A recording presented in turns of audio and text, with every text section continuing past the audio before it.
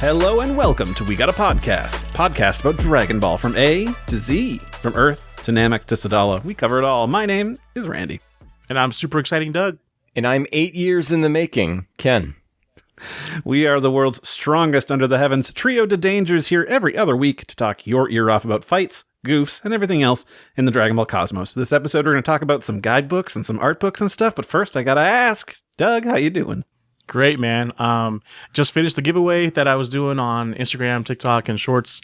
Man, I don't think I'm ever going to do giveaways ever again after this, guys. It's been such an annoying pain in the neck just because this one guy keeps making fake accounts that are like taking my profile picture, messaging people like, hey, do this, do that. And it's just like, I can't imagine how annoying it is for people that are just getting constantly, that are like smart enough to not fall for it, but they're still getting this message constantly. That and just like people just still messaging me like, hey, I've watched Dragon Ball for like 2 years now. I love it. Can I please have a figure? I'm like, that's not even a good case. That's not even like, why? But whatever. At the end of the day, none of this is your problem. So who cares? No. It's not, but I'm still very empathetic towards people. So I don't want people going through it. It is like really worth it because the two people that I've won so far, my giveaway, have been so cool and so appreciative. So it really does like, I'm still like balancing, should I not? Because it does really make me happy to make them happy. So I don't know. I still have like another giveaway for like these Genki Damatsuri Super Master Star Piece figures that I have locked in going in the future. But yeah, besides that, I got this Krillin figure finally. The Krillin figure with the beam that looks like, well, you know, if you know, you know. Mm-hmm. But yeah, it's actually size accurate. Krillin, not the beam, but yeah. Size accurate to who? To whom? To whom? Sorry, yes. To whom? But yeah, that's it. Nice. Well, cool. How about you, Ken? What's up? Before I get into what I've been doing, I want to say this at the top of the show. Viewers, listeners, show at wegottapodcast.com. Write in with questions. Randy and I, and maybe Doug, but probably not looking like, we'll be getting together. Doug's shaking his head.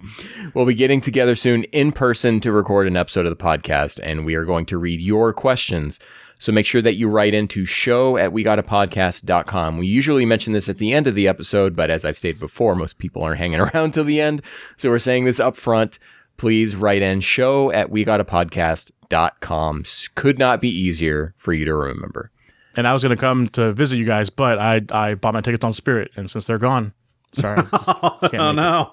Beyond that, I have been playing Vampire Crawlers. Ooh. Awesome game. Have you guys played Vampire Survivors?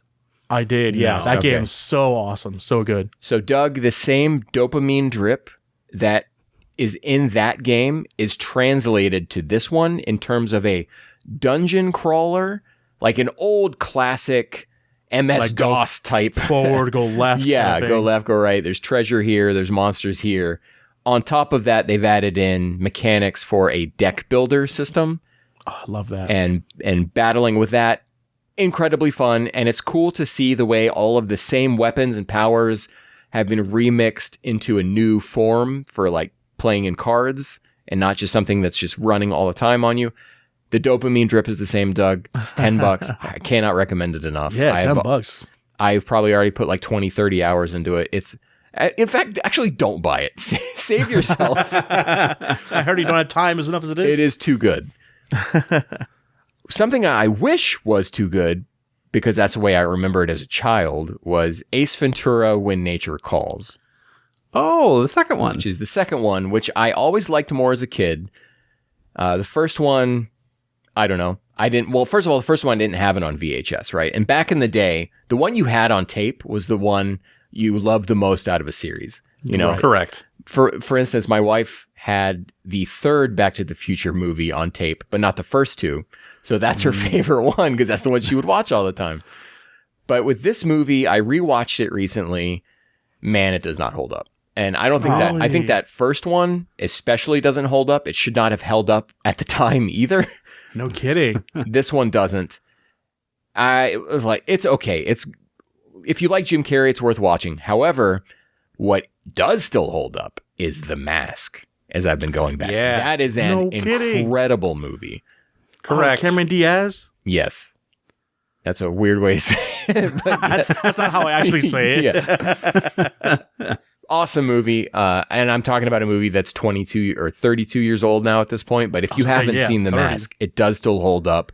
The music at times bounces between like jazz and I don't know the term of music. I would say La Bamba. Is that right? It's the guy from Conan. Calypso, maybe? I don't know. That, and then it's like Twin Peaks and Final Fantasy at times. The score of this movie is wild, but definitely, I'm just surprised it holds up. And it's just like watching. I'm watching this movie, and you guys, both you two and the audience and viewers, know me to a certain extent, but you guys don't know like the me that my wife has to deal with. And that I am seeing in this movie that I grew up watching. I'm like, that's where I got that from. That's where I got that from. That's where I got that from. Is this what I'm putting you through? Like you're talking to your wife? And I mean, just like as I have my face is rubber. And a lot of that I think comes from stretching it in the way that like Jim Carrey would as well. I mean, he was my hero. Some might say he still is my hero. You have killer Jim Carrey like impersonations. Thank you. It's awesome. I appreciate that. I haven't seen The Mask since since it first came out. So yeah. Well, you should watch it. It's especially fun as an adult because you get all the jokes you didn't get as a kid. Right. I want to say I rewatched it maybe just like a year or so ago, but Ken, if we need to kill some time, we can watch The Mask again together. Just you and me. Great. When I'm not there. Okay. Randy, what have you been up to? Me, okay. Well, I beat Pragmata, so that's now in the rearview mirror. It was a good time, good game, fantastic. Short game? Shortish. I mean, it probably took me like 16 to 18 hours, but like I went through and I collected everything. So like your mileage may vary. It might be a bit shorter for you, maybe like 10 to 12 or something like that. But a Randy 16 is a Doug 3-month. Yes. Yep. Absolutely. But relatively short and a lot of fun. And yeah, the one thing that was a bummer to me is in the climax, my computer crashed, and then I had to load it back up just after defeating the final boss. And then it turns out there was a little bit more, and I've cleared past there. And then final cutscene, emotional time, another crash. I'm like, you know what? To YouTube I go. I upheld my end of the bargain. I beat it. I beat the challenges. Now to show it to me. So annoying. I did go back and I got the achievement that says I saw the credits and all of that. And I've unlocked New Game Plus and all those other things. But good. I was going to check. Yeah, no, don't worry. It's there. And in between, well, not in between. After that, I don't really have anything else on my docket. So I started playing Final Fantasy VIII again, which was my first one. And it's a good time. I'm just cheesing the heck out of it, but spending, an hour or so here and there just drawing magic so I can have my stats crazy high. It's a dumb game, but I love it. You guys ever play 8? Nope. No. What do you mean you're drawing magic? I expected you guys to have played it and understand. So then that's I imagine you like playing the game and letting it run while you're just drawing magic circles on your iPad. Like, I'm drawing magic. Yeah. No, 8 is very weird in that magic is like an item that you can take from enemies. So you have a thing called draw, which when you go fight an enemy, you can draw magic out of them into your inventory. So it'll be like, oh, Squall drew 8 fires or, different things. So the higher your magic stat, the more you're able to pull from your enemies. And then you use those stacks of magic to apply to your stats. So you can be like, well, I only have like 400 HP. Yeah, but if you junction like 100 Kiragas to it, now you got 8,000. It's just wild. So you can have a max of like 100. So it's this weird balance of, do you want to cast that magic or do you want to apply it to your stats? So then it's like, well, I don't want to cast this because now my spirit or my defense will go down. That sounds pretty cool. Not that much, but yeah, it's pretty fun. I'm playing the remastered version. I would suggest that, especially if, I don't know, you don't jive with the systems too well. There are some great boosters in there that's like, just makes it a cakewalk that you can just blaze through with no issues and just experience the story and the music and all of that. So I would recommend that. It's a good time. But otherwise, I haven't really done a lot. Oh, I do have one other thing. We were talking before the show started. Doug has been rewatching some Evangelion. And I just had this come in today, which I thought was pretty cool. This is Evangelion Illustrations 2007 to 2017. Ken's got that bad boy, but, just a whole bunch of different various illustrations for, here's all of their, like, UCC coffee things where everybody's holding, different coffee cans and... Is there a brand that Ava has not worked with in Japan yet? That's a good question. We've got ramen. cream colon. They're on volleyballs. Cream colon candy. So yeah, I was watching. I was showing my friend Ava for the first time. So I decided to show her the first 2 Rebuild movies, and she absolutely loved it. I told her to go home and watch the anime as homework for the next 2 movies.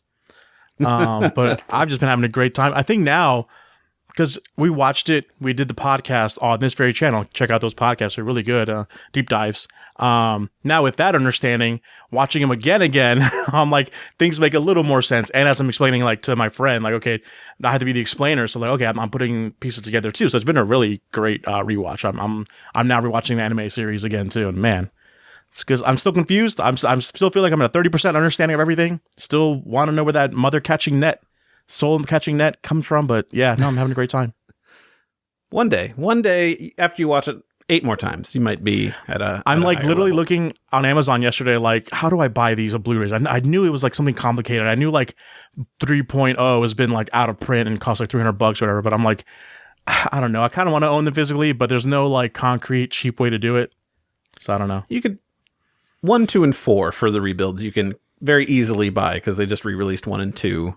And right, but as 3, a completionist, I ain't gonna have missing 3 in there and just like... You'll just miss it for a little bit. They'll put it out soon. Just be patient. I'll wait till then. Luckily, I have your guys' help to watch them anyway. Just for collecting purposes, I want like the discs. That's fair. I can't argue that. Ken, can you argue that? No, and why would I?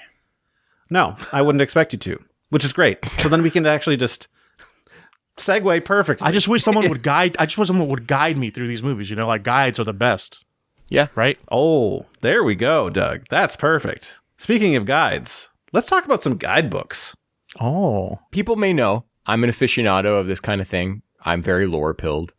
And so I like to collect everything that encyclopedizes a series. So as you can see here behind me for the viewers, these right here are the Daizenshuu 1 from Viz, the Chouzenshuu from Viz, Chouzenshuu 1 through 4, never released by Viz. The 30th anniversary special, never released by Viz. The Dragon Ball Figuartspedia or whatever it's called, that's back here as well. So I don't have the full collection, but I do know quite a bit about these. And I thought back in 2018 that I would want to share it with people. And I was going to prepare a panel to show. I was invited to present at KamehaCon in 2018. A lot of stuff went down, and I pulled out of that convention. Only the few times that he does. For the past 8 years, this panel has just been sitting on my Google Drive, relatively untouched. I have left this mostly in its state from 2018, so there's some stuff being like, I wonder what's going to happen in the future, and we now know the answers to that. There was one slide I did go add a couple of things into because it was literally blank, and I didn't want that to be the case. But right. We're going to present to you this panel. I guess really I'm going to present to it, and Doug and Randy will jump in as well. We're going to be talking about what's in these books, and what, if you want to buy them, what you're going to be looking at out of your wallet.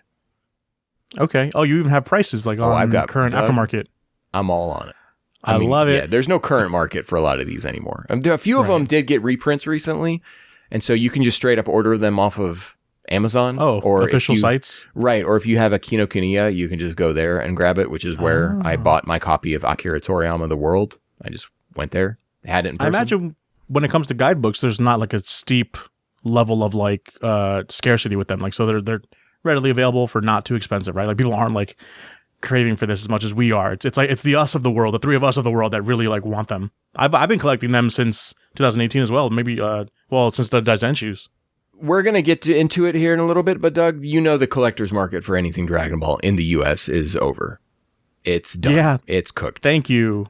And no, I mean well before him. And it's bad. Really? Yeah. So, without further ado, I say let's just go ahead and jump right in.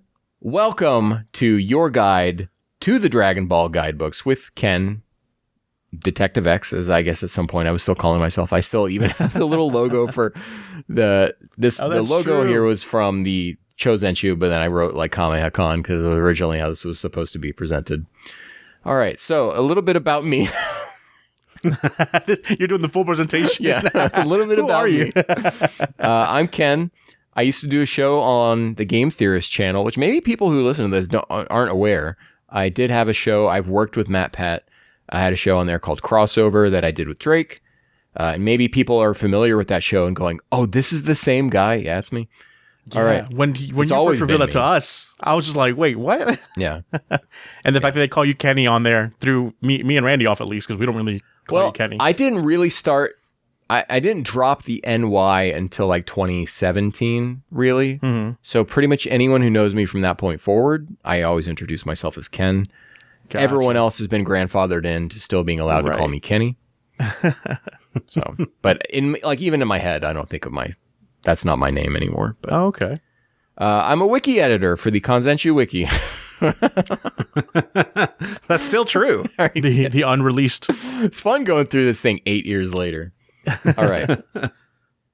So what can you look for in these guidebooks, right? The point of a guidebook here really is to present information, but also to maybe a lesser extent, it's just to get you talking, right? So while not a guidebook, this was in a 2018 issue of V-Jump, or February 2019 issue, but came out in 2018. It's weird the way they present that stuff and release dates. And Of course. it's tripped us up more than a few times on this very podcast. But Majin Buu, son Gohan absorbed.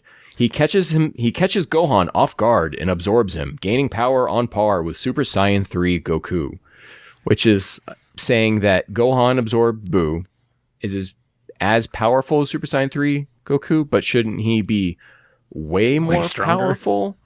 Since like Super Saiyan 3 Goku fought Fat Buu, and it just doesn't, these are literally just words to get you talking. Okay. So while the first thing here is not exactly a guidebook, but it was a newsletter called Birdland Press, and in here there would be designs from Toriyama, interviews, and one-shots from him as well. There were 25 volumes. Good luck if you're looking to buy one of these. These are not the kind of thing you can just go buy. These are the kind of things that show up on like heritage auctions. Oh my God. So Which is like... we're not talking tens or hundreds. We are talking thousands of dollars. Thousands. Right. This is like one of the first true appearances of Goku and Bulma ever in the world, right? It has it in here. So if Paul Jake is looking to ruin another thing, he can jump in on this one. All right. So this kind of brings us to the first step before a guidebook, which was 1986 Weekly Shonen Jump number 37. This came out August 12th, 1986, so just about the time when Goku is about to climb Karin Tower. In here were birthdays, blood types, heights, weights, and special information about the central cast. A lot of this stuff carried over into later guides. Yamcha's birthday, in fact, is referenced in that time I was reincarnated as Yamcha's story. So you see the way that this stuff carries forward. The fact that Goku's birthday is not here, this would have been the only place that we would have gotten it. And so this is how we can get like secure dates for when Battle of Gods took place, assuming you would hold a birthday party on the person's birthday. Seems like Bulma would be the kind of person to want to make that happen. So there's no official like Goku birthday, right? Because of this? Correct. Well, I'm saying if it were to have been presented, it would have been presented here. When we think at this point in time, right, Dragon Ball is still very new. It's only a couple years old. And its impact is malleable, right? So printing birthdays and blood types, who cares? Right. You could just, let's just do it. It's just fun, right? They're not knowing the mythology and the canon that is going to build out of this kind of thing, that it makes it harder to later go back and try to touch up. Right. Like if we had a printing here that's like, oh, here's Goku's birthday. And later on, we'd have to be like, so was that the day he landed on Earth, or was that the day that he was born on planet Vegeta? Right. So, and I don't want to get into that because that's a whole separate podcast. All right, so our first real guidebook is the Dragon Ball Adventure Special from 1987.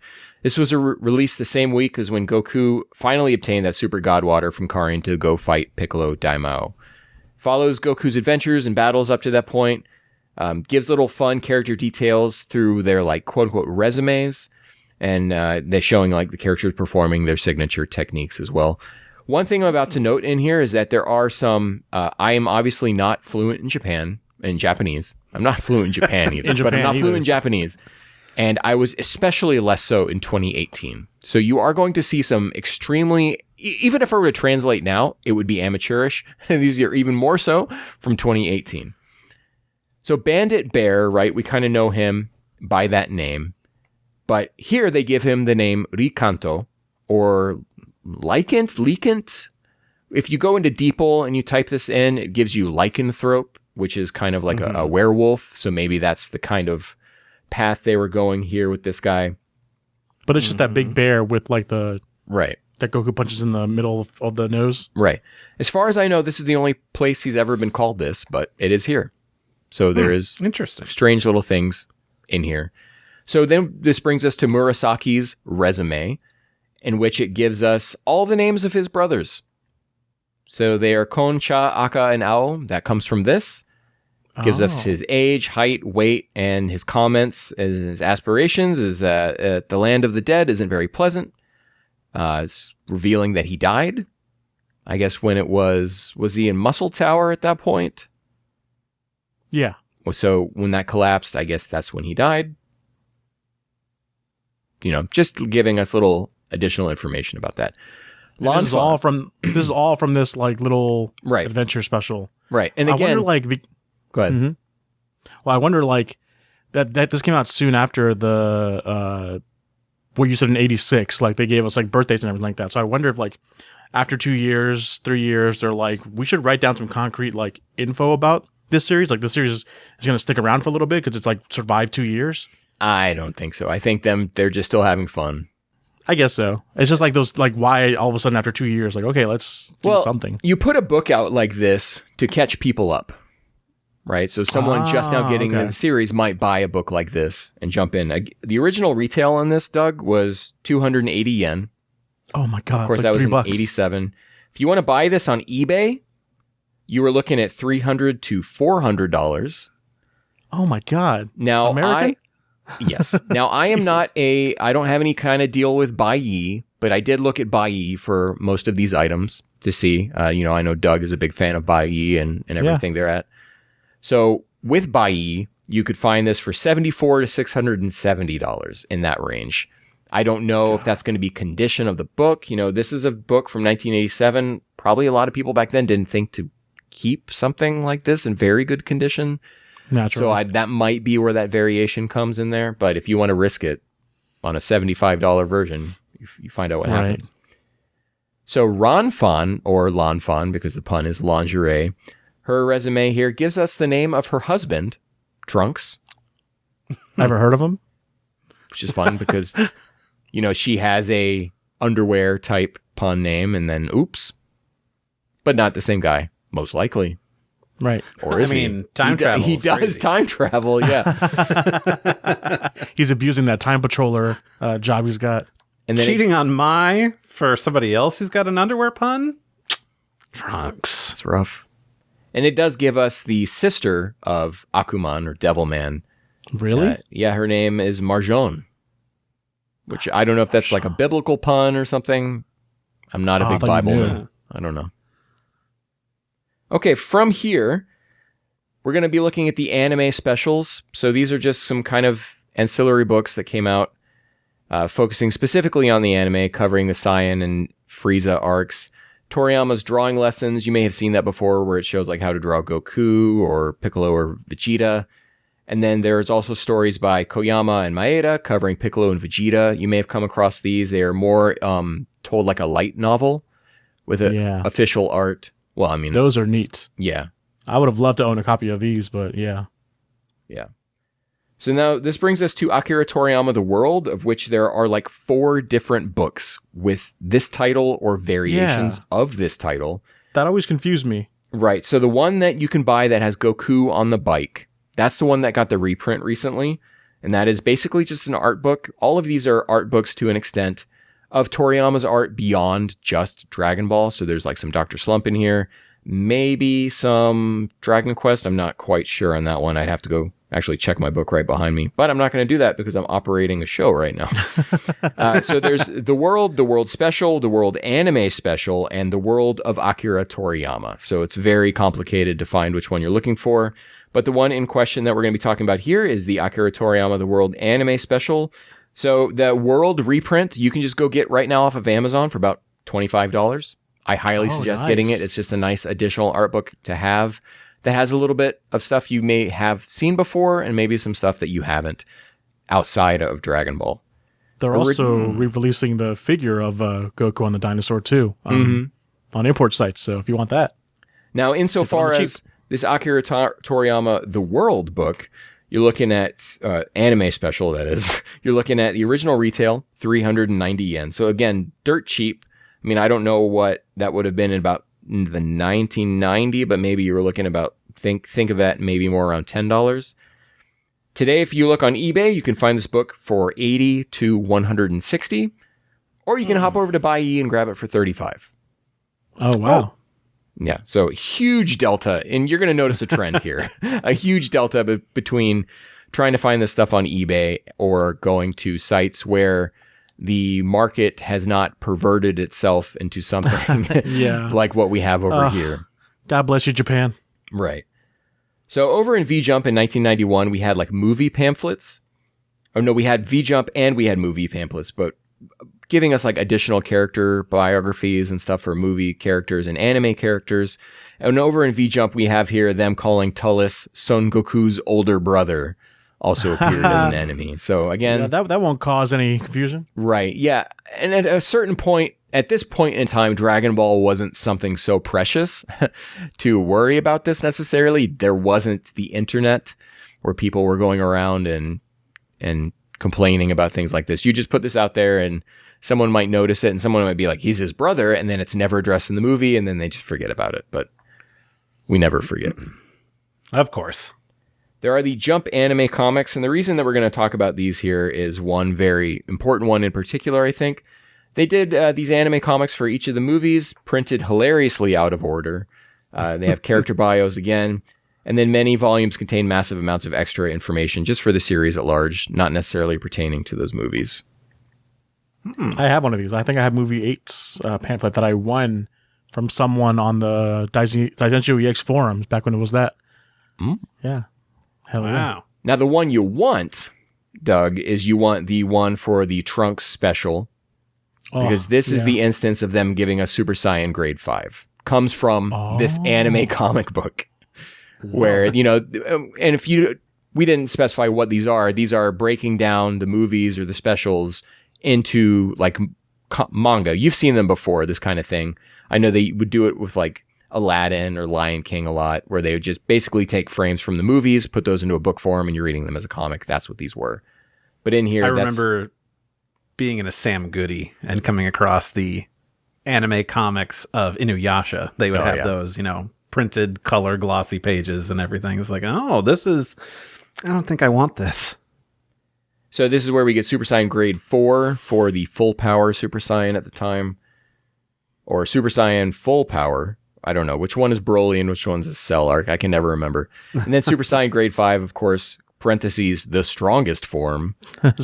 We would not, of course, get Super Saiyan 2 given as a name until nearly a year later. We're going from this comic of May 31st, 1993 to June 14th, 1994 of Goku actually giving it a name in the manga. Only a year. I don't know why. It still blows my mind that that's like a factoid of the world where like this wasn't considered Super Saiyan 2. Of course, in America, because it's so after this came out and like people have been calling it in Japan Super Saiyan 2 that we knew to call Super Saiyan 2, but for a year in Japan, this was just like Ascended Super Saiyan, which is so cool to think about. It would be interesting to talk to someone who was in Japan at the time and be like, what were you guys even concerned with like naming this, or what was it? What was this to you? There was no like levels of like there's one and then there's two. It's just like, no, like they're just getting stronger. Yeah. It's so different coming in as a fan now. Yeah.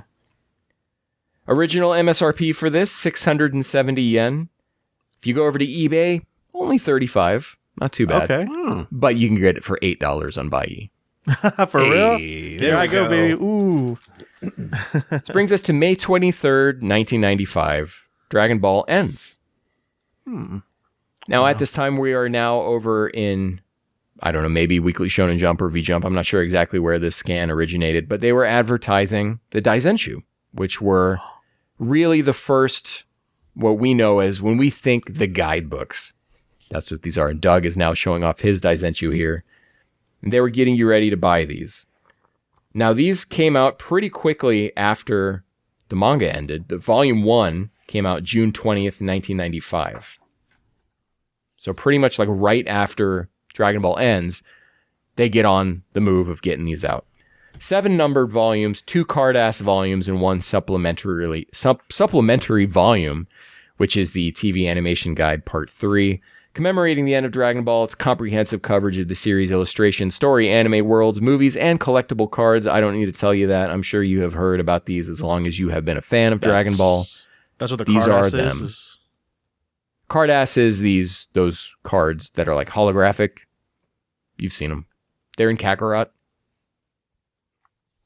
Everyone should play Kakarot. Doug's showing off the Spot the Differences cover on Dragon Ball where Goku and Piccolo are driving, inspiring the Segasha episode where they drive cars. You have to point out that it's Segashi. I'm just showing off. All right. being comprehensive. I'm showing here here's what the card ass card looks like. All right. So Wednesday, January 31st, 1996, Dragon Ball Z, the anime, of course I'm talking about here, ends. February 7th, 1996, Dragon Ball GT starts. What happens in between those? Monday, February 5th, 1996, Daizenshuu 7. I almost said Daizenshuu EX. Curse you, Mike. Daizenshuu 7 comes out. Now, what does that mean? That means this is going to be absent of any information that happened towards the end of the anime, and of course, we'll exclude anything from GT. You're right. That means GT's going to need some guidebooks, huh? Yeah. And then Card S2 and the TV Animation 3 came out shortly after that. 1997, we get Dragon Ball GT Perfect File. So this is Perfect Files Volume 1 and 2. They were also re-released later in 2006. It printed... Oh, I should say real quick about those Daizenshuu, by the way. Original retail, 980 to 1,800 yen, depending. I think Volume 7 is the largest one. That was the most expensive. Thicker one. Yeah. Volume 1, printed from Viz, goes for about 130 now. What? If you go over to eBay to try to order these books, you can find them for about 30 to 50 each. Or you can go over to Buyee, 10 to 20 each. Wow. Whoa. Oh my God, that's really good. Of course, you do have to take into consideration shipping with all of this. Yeah, they're pretty heavy because they're books, but I don't think they're tariffed because they're paper. You might find yourself listening to this podcast and then you're going to go and order all of these. Just make it one big bulk order. Yeah, this is cool. It definitely is heavy though, so it is gonna shipping might be a little. So the GT Perfect Files printed during the Super 17 arc and after the series concluded. So there are 2 books. The first one came out during Super 17, so it's pretty much up through Baby. And then the second was after the series continued. Same kind of information breakdown from the Daizenshuu, and for the longest time, the only information covering GT. Yeah. What's one of the things that is still only in the Perfect Files, with the exception of Xenoverse, is that the wish for Yi Xing Long, being the wish to bring everyone back who was killed by Frieza and his men, was the wish for Yi Xing Long, which is never addressed in the show. It's him and I believe one other dragon, where they never say what it was. The other dragon, however, is referenced later in the Chouzenshuu, and they give that information, but they do not carry over this information about Yi Xing Long. No way. But like I said, in Xenoverse, if you have, I think, Frieza fight Yi Xing Long, they bring up the wish. Oh, cool. So just to show you, they do that. The writers of these games and everything, they know their stuff. They know their guidebooks. That's true. Okay, so original retail for these, 733 or 600. That's how Kanzenshuu had it broken down. That might be the original versus the reprint. reprints? I'm not sure. Okay. Or it's the original and then without tax and with tax, because you can find all that sort of information. I know when I've done like Figuarts research, they'll list them separately like that. So I don't know which for sure. But anyways, not very expensive. eBay for a set, 30 to 50. Buyee for the set, 7 to 10. Whoa. So you're going to get that collection then, right? Because Right. you were missing the GT Perfect. Those are Files. light books too. They're not hardcover or anything. They're just. I'm okay not having several of these. The Perfect Files I would like to have in my collection.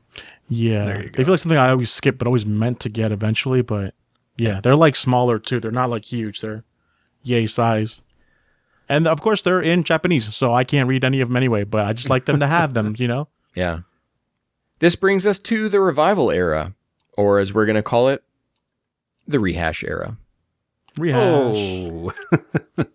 So during this era, this is presenting the Kanzenban from 2002 to 2004, JSAT special, so that's Jump Super Anime Jump Super Anime Tour. Anime Tour. Yeah. Right, yeah, special 2008. You also know it as the Hey Goku and Friends OVA. And then Kai ran from 2009 to 2011. So in this time, this is like the repurposing Daizenshuu content era of guidebooks, where they would take the information and just regurgitate it out in different forms across several different books. So These are about the years when I had disposable income to really dig in and try and buy these guidebooks. So you have some of these? I have them all, I think. Oh, wow. Yeah, now that I'm looking Nice. through them. Yeah. So this Super was exciting. the TV Animation Perfect Complete guides, the Kanzenban official guides, also referred to as Landmark and Forever.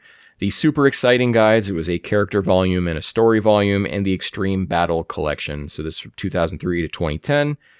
The one that I think is most important here, if you're looking to have something that has some cool information in it, will be the Super Exciting guides, particularly the story volume. This is where you'll find information like Satan's real name or the stuff about the Kaioshin tree. That's where this stuff originates from Toriyama himself. So again, with stuff like this, a lot of this stuff is just writing what's in the show, what's in the manga in an encyclopedic format so that it's easy to access that information if you are a sicko like me. But then it is also additional information from Toriyama himself.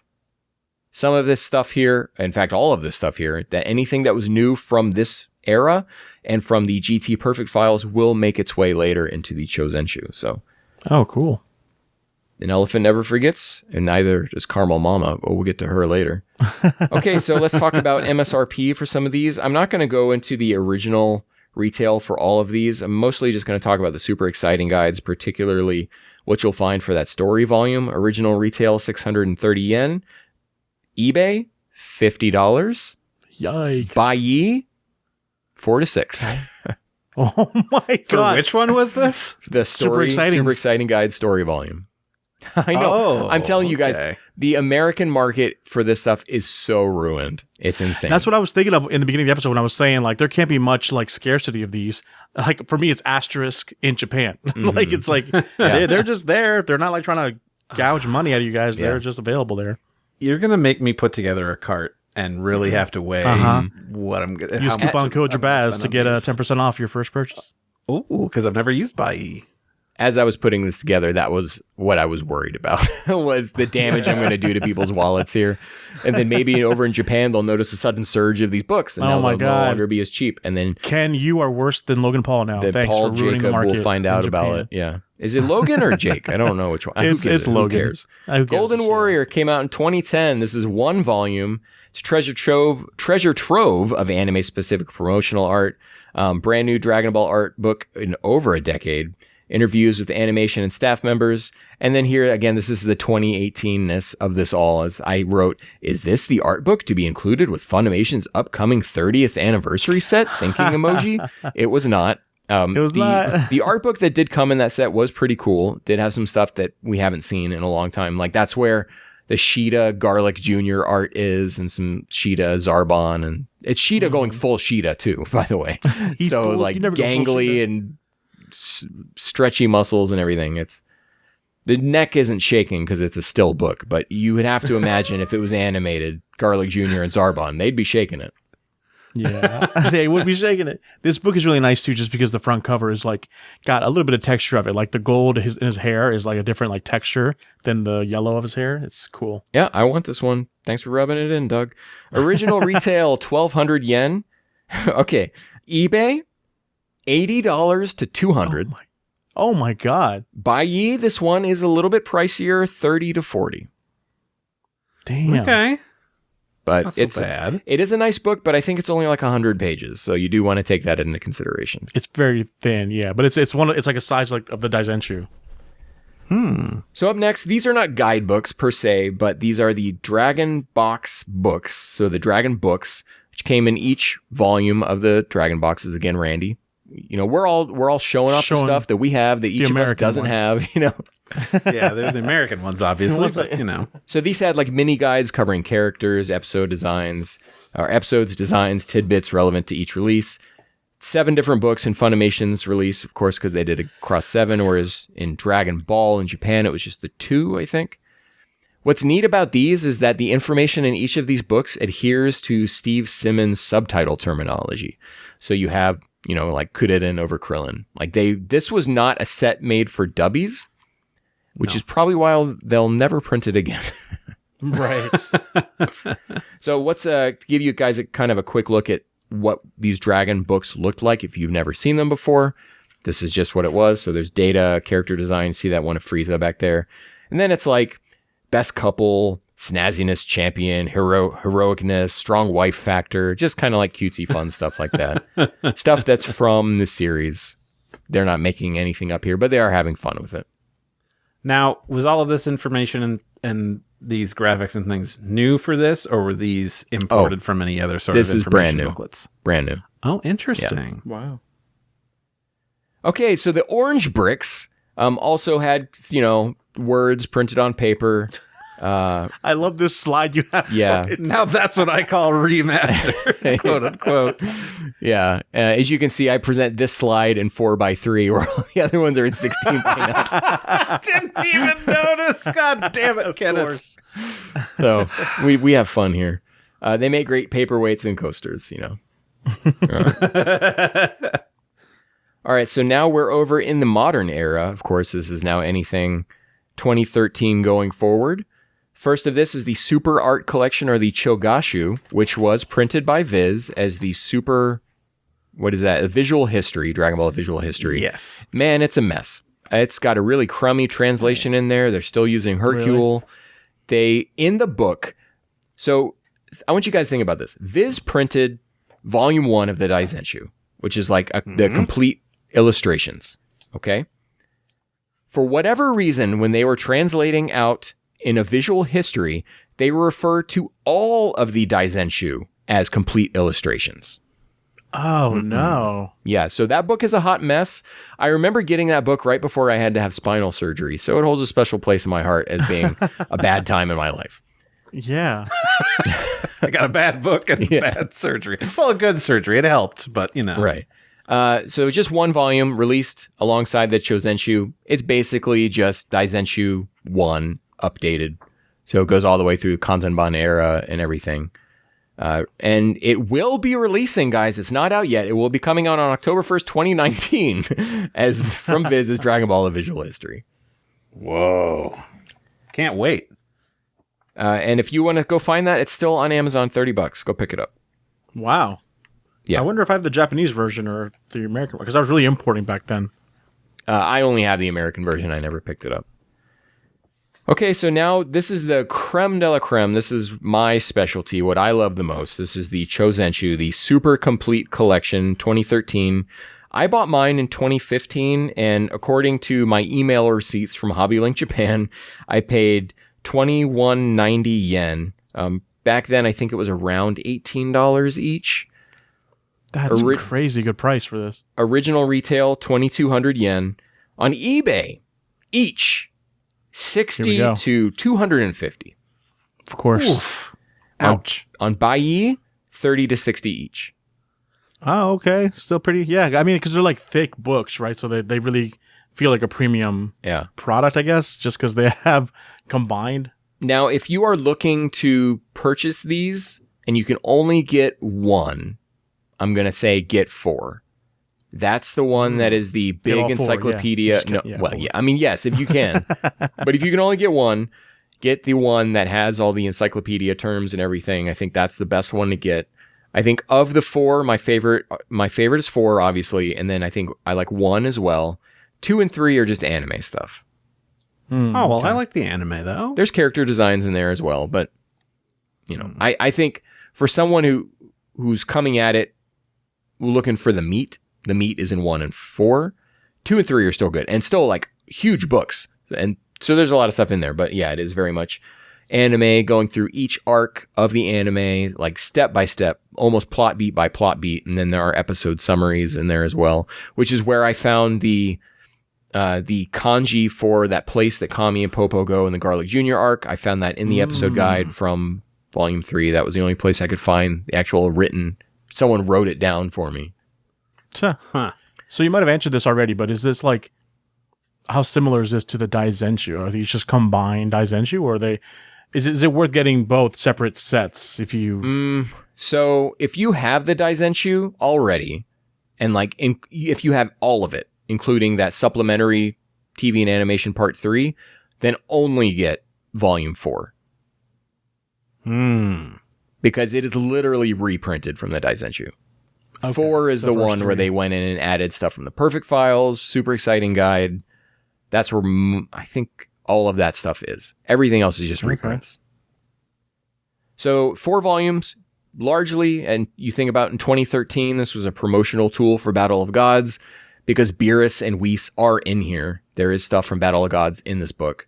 It aggregates information from the Daizenshuu and Perfect Files, includes more modern information from GT Abale-chan, Neko Majin, the 2008 OVA episode of Bardock and Battle of Gods.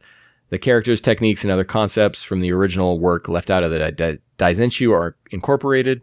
Give you an idea of how much stuff, like by the numbers, what's added in here. 3 characters, like in Volume 4, 3 characters from Abale-chan, 32 from Neko Majin. Did you know there's that many characters in Neko Majin? No. 142 characters from GT. Did you know there's that many characters in GT? 6 We characters. got so much stuff to add to Sparking Zero. Hell yeah. Goku Super Saiyan 1, Goku Super Saiyan 2. 6 characters from the 2008 special, 5 from episode of Bardock, and 5 from Battle of Gods. We already did that. Okay, so Super History Book in 2016. This was to celebrate the 30th anniversary. You might be noticing we have not gotten a 40th anniversary book this year. Oh, yeah, true. Sad. They're sleeping on the job, man.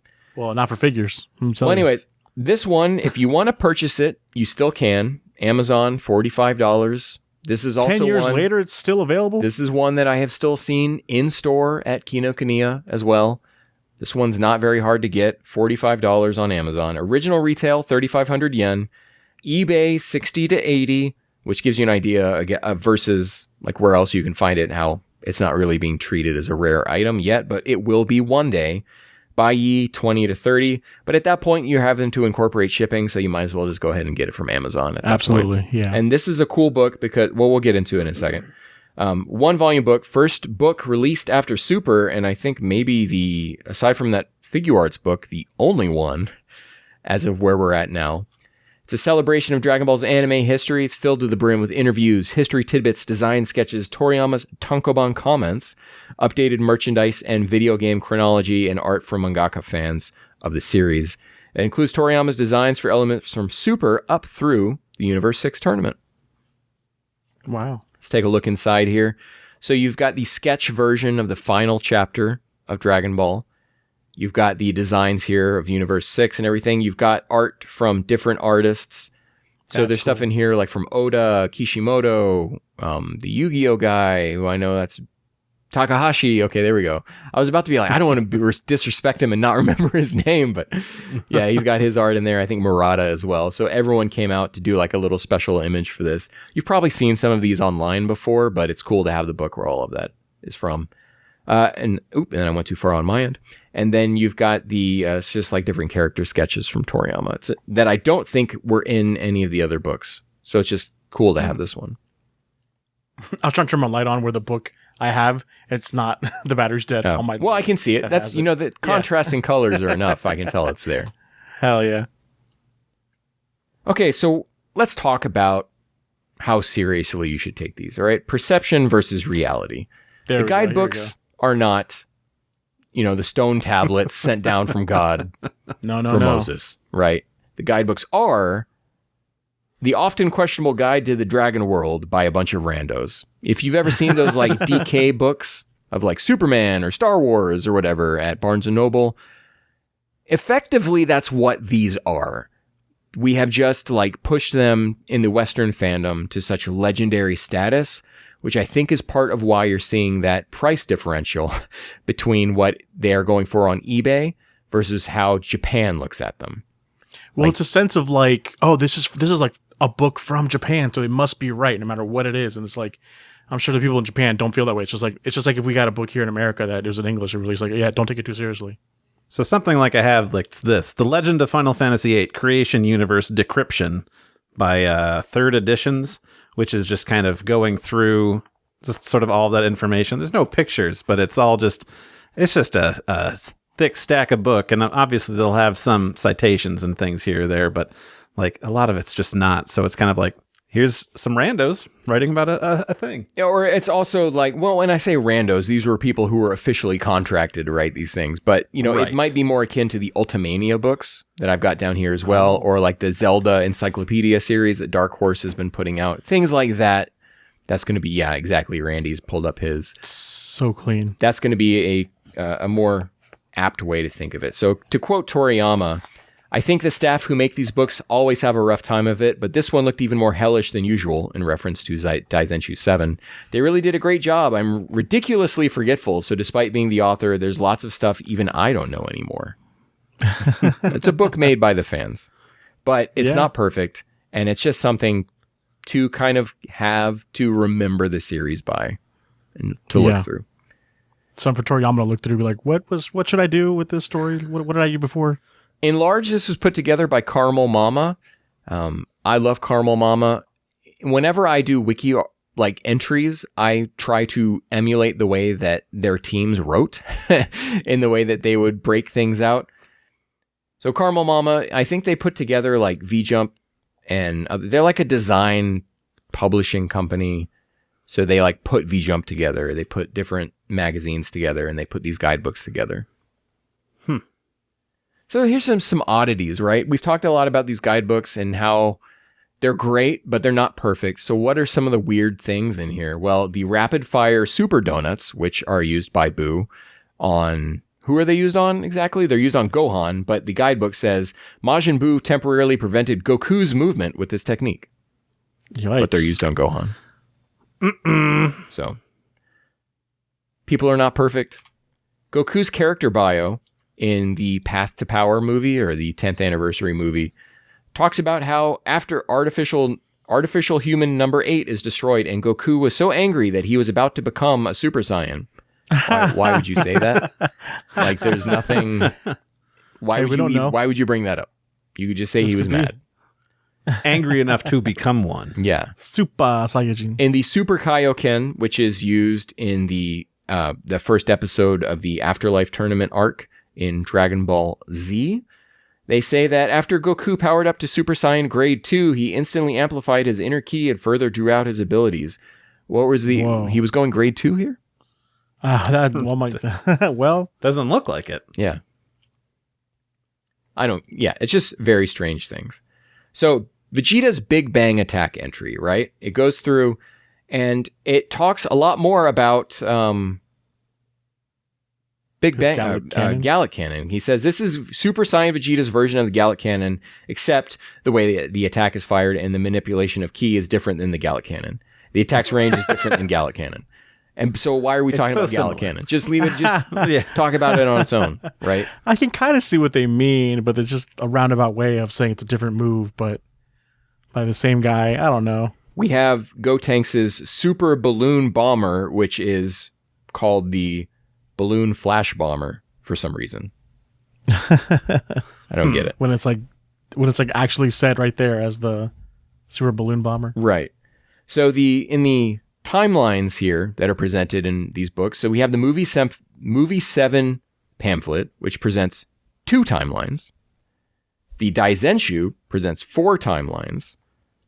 Forever presents 3 timelines. And then I don't have a picture here to show, but yeah, the Chouzenshuu then just goes back to 3 timelines. Huh. Now, I'd have to go take a look for movie 7. That had to have come out after Cell is introduced in the manga, but since it's a movie pamphlet and we didn't get there for Cell being introduced yet, maybe that's the reason why we only have so few timelines. I'm just showing like it was jumping, and then I don't like that we go back from 4 because it should be 4. There's a timeline we never see nor is referenced, but we know that Trunks from Cell's future was going to go back to. That is that 4th timeline. Right. Mm-hmm. And then in future volumes, would we include time slipping from Dr. Slump? Would we include all the chaos that goes down from future Trunks arc? Listen, we could be here all day. I could be showing you timelines on a napkin. Just forget about it. Yeah. Right words, get paid. This is kind of the way that you should think of the mission statement for the people here. There are parts when I would be going through these entries for the Kanzenshuu wiki where I'm just like, they are going on too long. And like it's like when you were in high school or college and you had a word count you had to hit for an essay. Oh. That's what might have been going on here. I don't know. Like you have to hit a page count or whatever, but you have to fill that space. Yeah. So what's next for Guidebooks, right? Dragon Ball's never going to end. Future Trunks and Universal Survival arcs remain untouched. Of course, since 2018, we have had a few more arcs and a new series to add on to this. Dragon Ball Super character designs, episode guides, production notes, and continued merchandise coverage need a home. This is something we didn't talk about, but the Daizenshuu and Chouzenshuu have like merchandise guides and showing you like all the different stuff that came out. How did Vegeta obtain Super Saiyan God anyways, right? That seems like the kind of thing Carmel Mama would take a crack at. I want to give special thanks to this real quick. I had a whole list of people here, but since this is not a panel, I'm just going to give one person. Nick, who has since passed away, but he was an archivist extraordinaire. Many of the scans from this panel were his. His scans still exist online. You can go find them. But they're his efforts. I mean, he was buying Chouzenshuu 3, cutting it up and scanning it, right? He was really into the idea of, you know, if these books are going to be out of print, let me just share them. Archive them somewhere online. Yeah. Thank you, Nick. Yeah, shouts out, Nick. Big time. And that's it. It is crazy now that you mention it that we haven't really had guidebooks like for Super or anything really. Like there have been like tiny little advertisement books, but no like concrete, because I would have bought one. I love collecting guidebooks, even though I can't read them. I just love having them. And I haven't bought one in forever, it feels like. Yeah. It's a big shame. Are you going to get the perfect files now? Maybe if they're that cheap, they'll still be perpetually on my, I'll get them eventually, like list. Yeah. Randy, are you going to buy any of these? You looking to add to your collection now? You starting your cart? I kind of really want to. I've never used Baiyi before, so I don't know how to. I'll see about navigating that. Otherwise, you have the guy right here that does it all the time. I can show you. That's true, but there's a bookstore over near where Ken is. Sure. And might have to make a stop and see as if they're going to have everything. Well, you could at least get the 30th anniversary book in Toriyama of the World. Yeah. They would have. And as long as you're not buying like the Daizenshuu or the Chouzenshuu because they're so heavy, I feel like everything else guidebook-wise is like pretty light and like not too... The shipping won't kill you. Well, then maybe if they've got the heaviest things, I'll get those there because I got some free checked bags that I get to use. So maybe I'll bring some big empties and be like, all right, just toss it all in there. Yeah. Yeah. So I might be spending some money here pretty soon. So because if anything, they Ken. look beautiful on a shelf together. So there you go. Yeah. Yeah. That's good stuff. Well, Ken, thank you so much for sharing that panel that you weren't able to present elsewhere. Yeah, I felt like I was there interrupting you every 10 seconds. I would have had you guys up on the stage with me. So hell yeah. I mean, let's do it some other time. That'd be pretty great. I would have been kicked out already by that point. No, Doug, you've got to be down in the audience so that way we could say, Doug, it's trivia time. All for that moment. I'm looking at, my waveform timeline right here, and I never practiced this presentation, and we went about like the perfect length for a panel. And Whoa. if we cutting out like our part where we said what we were doing this past 2 weeks or whatever, then we would have had time for Q&A, and it would have been perfect 1 hour. Did you kind of plan that out like you needed to, or you just kind of you Nope. Wow. You're just that good. Yeah. I'm impressed, Ken. Again, fantastic job. And we learned a whole lot of things and learned that our wallets could be hurting soon. Not as badly as I expected. No, not at all. We're getting things from Buyee rather than eBay and things like that. Importing is the way to go. And Doug, what's your code? It's probably Jabaz. I don't know if I have a code or not, but just honestly, check out the link tree in our bio. You'll see it there. Like if you use that link, It'll be at the bottom. like, It'll be in our episode description too. Yeah. Hashtag promotional content. So now that we've got that. For all Doug, taken again, care of. I put this together. I'm not getting anything from it. Right. Okay. And hey, just use the coupon just to get like a legit 10% off like stuff. So you can't. Yeah, it's free money.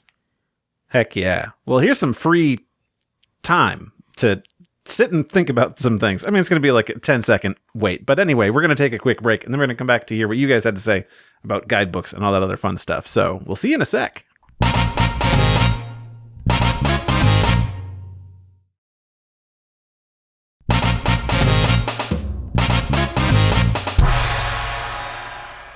Alrighty, welcome back here for some more. We got a podcast where we get to hear what you guys had to say, and we really want to hear what you guys have to say, not just for this, but for our mailbag episode. That's right, I'm bringing it up again. In just a couple episodes, we're going to be sitting down face-to-face, Ken and I, and doing your burning questions and things like that. So email those over to show@wegotapodcast.com. We'd really appreciate it, and it's going to be a fun time. I'm really excited for it. But now we get to hear what you guys had to say specifically about guidebooks. Ken, as always, is manning the blue sky, putting out the call, asking, do you guys own them? Do you want to own them? What's their place in the world of Dragon Ball? We want to hear your opinions. And I think that we need to hear from the man, the myth, the legend himself, Mike Aka, Vegito EX. And Ken, would you be so kind as to take his comment? Yeah, Mike says, I feel a little bad posting 1, something snarky, and 2, something from the old place. But every time I take the action in this tweet, it reinforces how true it is. And then he apologizes for posting a screenshot. We'll let it slide. If you would like to read a whole bunch of text from people who don't own a Daizenshuu, can't read a Daizenshuu, have never seen a Daizenshuu, and certainly don't know what a Daizenshuu is, please search the word Daizenshuu here on twitter.com. No one uses it more. It's this thing that is mystical. Like, we have elevated it to such a status.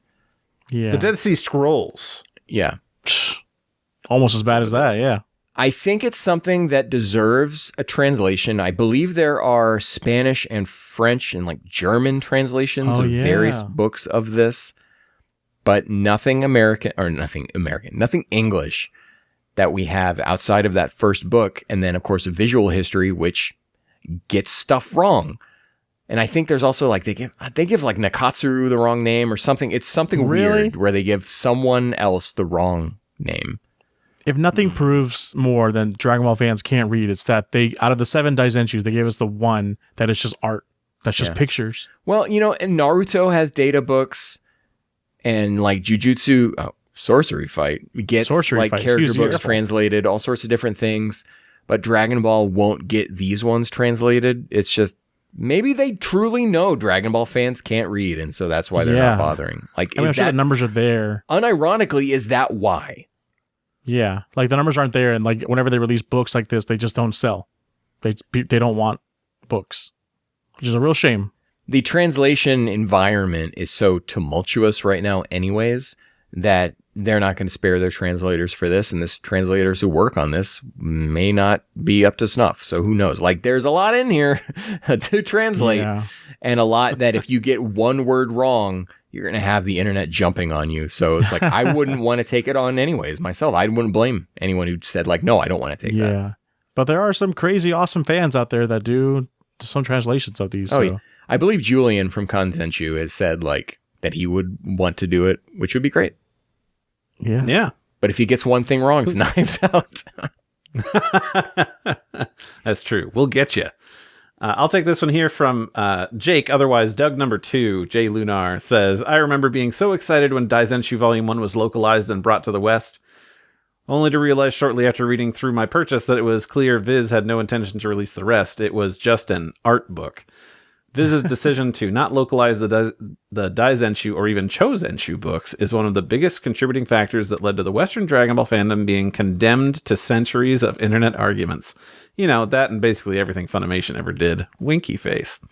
It's fine, though. What we have now is totally better. We just get all our news from Twitter heads like SSJG Big Steve 404, and they got their source directly from the Kanzenshu. Or whatever. And anyone doesn't like that, then they're not real fans. Yeah, it makes it difficult. And I, too, was kind of really bummed. I know I pre-ordered Daizenshuu 1 and was just super hyped. I was like, this is going to be so great. I'm going to know so much. And it's like, oh, it's just an art book. It's a seriously cool art book.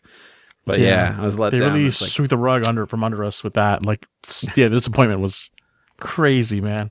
You know, I think one thing that will be cool if you feel empowered to go purchase these books is you can go look at the Kanzenshu wiki, and we've got page numbers to find everything. So, like, we are already your glossary for these books. Basically, yeah. Nothing beats a solid book in front of you, but yeah, there is that option too. And I mean, granted, it's not, a complete, dedicated freak translation that you get, but you could always buy these and then just, use your phone to do a little quick translation there, and just to be like, okay, so this is what this says. Let me look it up and see if anybody out there has. I thought about that, but like these books are so nice to just flip through and like read. So without that, it's going to be harder for that because these books all have furigana in it, which in my experience, DeepL on your phone doesn't handle very well. Like having that furigana on top of all the kanji. For those who don't know, furigana are what are put on top of kanji in mostly for people who aren't super proficient with Japanese. So it's why it's in stuff for kids, because the kids may not know these kanji yet, but it's to help them sound it out. And so when you have you're putting your phone app at this thing, it can read all of the kanji, but then you have this furigana on top of it, which is like confusing it. And so it really isn't. I think that's when I was scanning my one of my Shonen Jumps that had like Dragon Ball on it. Like it just wasn't getting things right. It's just weird. But yeah, no, I thought furigana was Japanese for furries, but that makes so much sense. Look, sometimes furries don't know all the kanji either, so it can be for them. Furries need to read too. I don't know how to segue to this, Russ. I'm sorry, but Russ from Kaiju Comic Cast writes in and says, I think they're fantastic. I don't own any, and I know some question their validity, but I love that they exist. Hearing all the information definitely gets my endorphins going because I love the minutia. I obsess over the little details. I'm so thankful for them. I don't know if it exists, but if there's a guidebook all about Frieza, that's the one for me. Hey, there you go. Have to check that out. Definitely. Is there one out there that's just Frieza? There's got to be one, right? So. There's no dedicated character one. There's Volume F, which is what was given out during Resurrection F showings in Japan. Yeah. So technically, you could go hunt that down, Russ. Yeah. There you go. While Russ is here, I mean, he's not here with us. He is, put that comment there. Want to hype up his upcoming podcast, Spirit Bomb, where he gets to sit down and talk to people about their history with the Dragon Ball series and their story of it. And it's kind of who's his first guest? That's that one dude who previously made a comment, that Mike Aka Vegito EX dude. So, Mr. Aka himself? The very same. I'm gonna go, and I need to warn Russ that he needs to set aside like 4 hours for when I'm on there. Are you going to have another PowerPoint slide for that one? I might. I'll talk about Gohan's gross ears and how it put me off of Dragon Ball for the longest time. That'll be interesting. I'm excited to hear that. Both the actual podcast that Russ is doing and then the theoretical one where you're getting down and dirty talking about Gohan's ears. So let's clean them. Let's do that. Let's clean it out. All right. So I'll take this one here from a friend of the show, Nerdy Norwegian, who says, on one hand, I like guidebooks as fun merch, and I love it when they delve into behind-the-scenes stuff with interviews, etc. On the other hand, I'm not a fan of A, guidebooks being a list of facts stated in the original anime/manga, or B, the source of new in-universe information not already present in the OG material. I prefer getting to know how the story I loved got made and getting to know the people who made it, much more than guidebooks trying to continue/deepen story/lore, especially if it's not written by the original author. Yeah, that's true. Like we said, this is a bunch of randos getting paid to write words, so it's like, how accurate is this? And it's extremely accurate. And so I wouldn't say that they're trying to like continue or deepen the lore, and all the additional lore that we do get is stuff from Toriyama himself. Like I said, the super exciting guide stuff is information directly from Toriyama with Mark and Miguel and the tree and everything. So, but then you're also trusting like Toriyama and his validity, like if he contradicts himself or not. Toriyama at the time. Right. But it sounds like, Nerdy, like what you want is a third party going through and doing a biography or like a deep dive in something. And that's just not that's not what you're going to get with these kind of like official fan books, they're called sometimes. Because these are literally encyclopedias. Jacob Sawyer writes in, sorry I missed the deadline. Hey, you know what? We hit refresh and you're good. You're in. I have the Chouzenshuu, the 30th anniversary Chouzenshuu.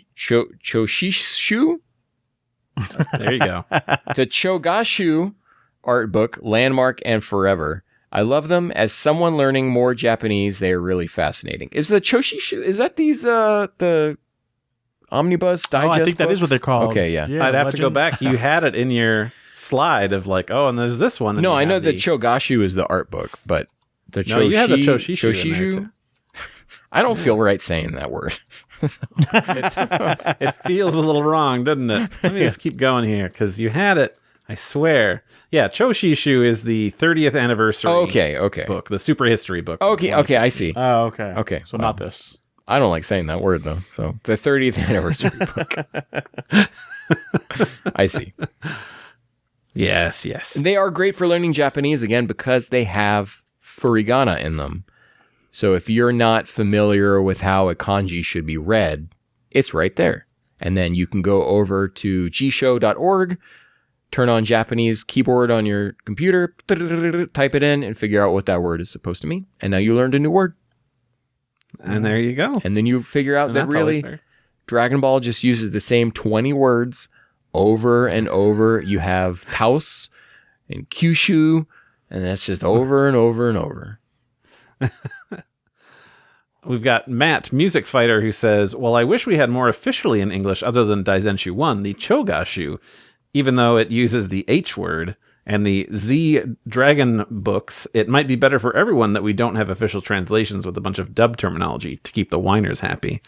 Oh, yeah. Well, forget about that. This would be Viz doing these, like, in theory. And so you would still keep Frieza with 2 E's. You got the visual history that uses the H word. Well, you had Hercule in the manga, so that's what they were using. Oh, true. Unfortunately. Yeah. So you'd have Vegerot. You'd have a lot of stuff in there. You know, Jin Buu might make its way back into the vernacular. Who knows? Rob. We're just going to keep saying that forever. Rob, as long as you keep tuning in, you're Rob. I think they're neat. It's nice to get more information about the world of Dragon Ball. The best part for me is getting the interviews of people working on Dragon Ball. For example, it's so cool to get Akira Toriyama's thought process on making Dragon Ball. Heck yeah. A lot of those interviews are from the super exciting guides and stuff of that era. Yeah. It's always cool to see like those interviews with Toriyama, just the way he responds to questions. It's just so like, I don't know. I thought it was cool. How much of the other Daizenshuu that focused mostly on animation did they actually have interviews with any of the staff, like storyboarders or actual animators, other staff? Was there things in there? Well, Doug, you've got those right behind you. Can you check real quick? Which one? The animation ones. You can just see if there's interviews in the Daizenshuu. Yeah. Just flip through them, find the part that says this is an interview in Japanese. Right there. Oh, okay. Oh, perfect. Yeah, Randy, there's your answer. Oh, okay. Well, I want those. So that's good to know. To the audio listener, Doug pointed at like the first page he opened. It's very authoritative. I was half listening to what, like, hey, Doug, pull that. I'm like, what yeah, that sounds about right. I'm lost. Just gonna pull what's behind you. I have everything behind me, Ken. Well, he was hoping you were paying attention so you would know. Talking about these books, which you have located behind you. I'll stop dogging on Doug. We got Mulberry here who says, I own Daizenshuu 7. For a writer like Toriyama, who, as we have seen over the years, loves his revisions and retcons, they're pretty useful in answering questions and giving fun bits of trivia that make Dragon Ball more rich. I just wish these elements were presented in the series instead of a book. Yeah, I think that it's a lot of fun to have these because they kept doing them as things are coming out. So you can kind of cross-reference to be like, okay, what was said about this thing at this point, and then later gets changed when like new information comes up and things like that. I think that that's always just a neat thing to be like, oh, okay, let's see how that worked out over time. Okay, Ryan Strumpfler writes in and says, 1. I lean neutral to dislike. The charm in Toriyama's world is that things just are. DB's universe is always in perpetual motion. Nothing is sacred. Guidebooks lock down events, losing their malleability. They explain a world that never needed to be explained. Super Saiyan being a 50 times multi didn't need it. 2. That being said, when I was younger, I scoured the internet for every last scrap of info. I love the scavenger hunt aspect of when the community found new info. There's a place for them, but I put them in a different place and ignore it completely when rereading the manga. So it's kind of like the tiers of canonicity that Star Wars has, right? So that's like, was it in a movie is like the top thing. And then it's like, was it in one of the TV shows? Is it in a comic? Is it in a book or whatever? And you go down so many different tiers of understanding what the canon of Star Wars is. It's like, yeah, I'm not going to tell you, does the guidebook trump the original series? No. Am I going to stand here and tell you what the guidebook says based on information in the original series? Does that trump Daima? Yes, I will tell you that right now. Does that trump Daima? Yes. Yeah. Taking it into account of like, to what validity could it be? It's just fun little tidbits to be like, if somebody asks a question of, do we know exactly how much stronger Super Saiyan is? Well, the guidebook says it's 50 times. Is that true? I don't know. I mean, Goku was using a Kaioken times 20, and that wasn't enough to beat Frieza at this power level. So, like, 50 mathematically kind of works out. But, like, is that true going forward? Who knows? I mean, it's just, here's what the guidebook says. Take that with what you will. Yeah, and even me, I'm a big guidebook lore guy. I can't stand power debates, man. I think that this stuff is like nails on a chalkboard to me. But being able to have everything in an encyclopedic format tickles my brain, gives it the old brain tickle. I love it. And then we have Larkjin. I think I'm saying that one right. Says, I remember first reading about the Daizenshuu on the Ultimate DBZ info site and then being thrilled to discover volumes 2 and 4 at my local Japanese bookstore in the early 2000s. Years later, was able to complete the collection with the acquisition of the French translation of number 7. Been hooked since. Yeah, very nice. Got in early. You like the brain tickle too. Yeah. There's something about these books too. They just look super nice. Like just a premium thing, like with Toriyama's art on there. They're nice. You say it's a premium they thing. Make a dragon. My volume 4 of the Chouzenshuu is so beat up because I reference that thing all the time. Use it. Yeah. Yeah. The thing is not in pristine condition. Should have bought a second copy and chopped the heck out of it, scanned that thing. So that way he's like, all right, you can stay pristine and I'll look at you from time to time. All of my Daizenshuu came from users on the Daizenshuu EX forums. Like I bought like one here and there from people there. So these are all secondhand from Dragon Ball fan to Dragon Ball fan. Yeah. Wow, that volume 7 is chunky. Yeah. It's chunky. He's a big boy. Wow. Cool. Well, again, thank you everybody for reaching out, sharing your thoughts on all of that. Always love to hear it. Always good to, know what everybody else is saying because maybe you think differently than us. And I don't know how to really go forward with this other than say, Doug, it's your trivia time. I have the answers. I have all the answers now. You've got all the books right there. You're good to go. It's an open book test. So Wear my meta glasses so I can translate while I'm on the fly. So, of course, we've got some trivia here from our resident trivia deity, Zenpai, who sent in 3 questions. He asked me, so is this episode going to be about guidebooks? And I said, yep. And he goes, challenging. So we'll see how this goes. And we'll see what we can do. Doug, I'm glad that you've got your spectacles down low so that way you can really see your various things. Okay, good. I'm blind. You've got your, either way. you've got your book open, ready to go. Question number 1. What was the name of the recently deceased president of Caramel Mama and former president of the official Akira Toriyama fan club? Oh, easy. Caramel Papa. The one and only. There's Bulma in a bunny outfit, if that helps. That, you get bonus points for that, yeah. Hell yeah. So, Papa John. is that who Frieza was talking about whenever you'd say Papa? Mm-hmm. That's Papa John. Papa John. Okay. Better pizza. Better toppers. The answer we were looking for, maybe he was called Caramel Papa around the office, but we were looking for Tsuneo Matsumoto. Oh, of course. That was my second guess. That was my 5th Yes. guess. So sad to see them go, big time. And I figured of all people, Ken would be all in on that because, how many times has Ken said the name Caramel Mama on this show? Randy, I would know it if they put out a Daizenshuu about Caramel Mama, but they haven't yet. That's true. Who would write that? Would Caramel Mama do it, or would they get a third party to do it? It'd be Caramel Baby. Carry on the legacy. Caramel GT Akachan. baby or Oh. Wish I still had that Saya power button on my soundboard. I could have hit that right there, but I don't, so can't do it. Question number 2. Why did Tsuneo Matsumoto give his company the name Caramel Mama? Because he knew I would love saying it many years later. it just rolls off the tongue. Because you were sick of hearing people pronounce it caramel. Which I just did up in question 1. For whatever reason, I was like, let me say this that way. Just- Okay. It's caramel mama. Where do you guys lay It's it? caramel mama. What do you call it? I've always said caramel. Caramel caramel. sounds nice to me. But I go with both ways, but I like caramel better. Yeah. There's I do a lot of Caramel crosswords. drip. And there's a word, I think it's called like elite, I don't know, but it's when you say a word but you skip over a letter in the word. And that's what I do with caramel, I guess. Or if I slow it really down, am I saying caramel? I was gonna say, so you admit to skipping Is letters it there? in the Is English it language. there? Why don't you just call it Saiyan, Ken, and just get it over with? God. So you guys don't have an answer for number 2. That's fine. It's a reference to the Caramel Man robots found in Dr. Slump. Oh, Oh. that's the papa. I wish I was born.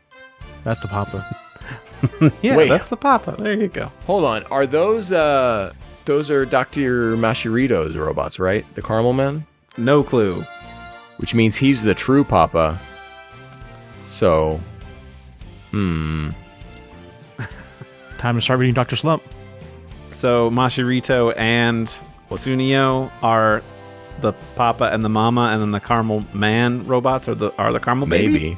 Maybe. I think we're putting it together. We're putting together our own Caramel Mama Daizenshuu right now. There we go. Let's do it. We're on it. We're not going to sleep tonight until it's done, guys. On Bai, $4. And Zenpai, this is what you get when you write questions that there's no hope that we would ever get the answer to. None hope. So he had said to me before, question 3 is probably going to get me negative points, but you've got to have 3 questions. So, of the Dragon Ball guidebooks, which ones got an English release? Yikes. The Daizenshuu one. Daizenshuu one and and- Shogashu. That There barely you go. counts. But they did. So, yes, Yeah. negative points to Zenpai. But hey, you guys got one, so that's nice. Finally. It's about dang I'm time. the guidebook master now. I don't know what to say to that other than thanks for listening. We love, interacting with you, keeping you in the conversation, talking about our favorite franchise in the world. You can post those on Blue Sky. We're trying to keep it easy over at wegotapodcast.com over there. And of course, you can email us at show@wegotapodcast.com. That's right, Randy. And thank you to Rifti Beats for letting us use this track, Kakarot theme hip hop trap remix. You can find that track and other great music by Rifti on his SoundCloud. Ken, where can the people find you? Thank you, Doug. People can find me at detectivex.bsky.social. You're welcome, Ken. And Randy, how about you? Thank you, Doug. You can find me at Saberbreaker at wegotapodcast.com over there on the blue sky. Just search Saberbreaker. What about you, Doug? Where can people find you? I am Jabaz Doug on the socials. You're not going to thank me? You know, We've been thanking each other. Just search Saberbreaker. Fine, Doug. Nice. We don't know what we're going to cover next episode, but it's going to have to be something light on the editing when it comes out, because my normal editing time for the next episode will be eaten up by Randy, almost literally, because we will be in person and I'm sure dining together several times. So that one's going to be pretty light. Maybe we'll do another ranking episode. Those are always fun, and I can pretty much just hit play on those ones and let it go. Nice. There you go. I'll just take my sound bites on your Steam Deck and just interject me into conversation whenever you need. Yeah. I like that. Present some for us, and we'll work it out. Doug, what do you think? And then I'll just use whichever one would be most inappropriate in the moment. I think everyone should just get 10% off on Buy using code. Yeah. Buy anyone? Always make sure, guys, thank you for listening. Please make sure to like, subscribe, and hype our videos. If you're watching on YouTube mobile, there's an option to hype them. It does something to those Cell Juniors. I think it lets them become semi-perfect Cell Juniors. I don't know exactly. We can only hope that you do it, and we'll take it from there on another wonderful episode of We Got a Podcast. And so until the next time, we'll catch you Matanator. Bye.